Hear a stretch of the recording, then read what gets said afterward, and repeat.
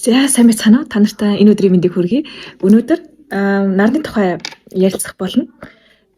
За одоо жижигхэн хүн надад нарны тухай ярих нь одоо хитрхи ахицсан мэт бол санагдаж байна. Гэхдээ бас хуваалцъя гэж бодож байна.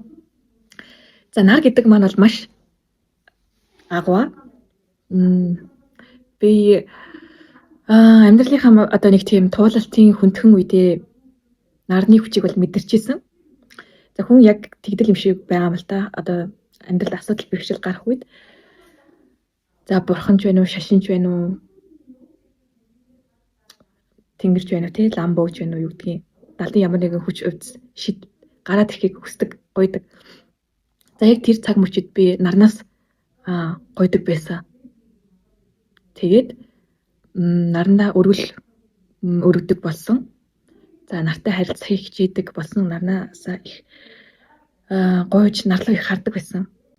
Тэгэхээр нартай холбоосоо өсөх хэрэгтэй, эцэг буюу аавтайгаа харилцаагаа сайжруулах хэрэгтэй. За нарнаа залбирч мөргөж хүндэл үзүүлэх хэрэгтэй, ингэснээр холбоосыг бэхжүүлж бүрхүүлж өгж байдаг.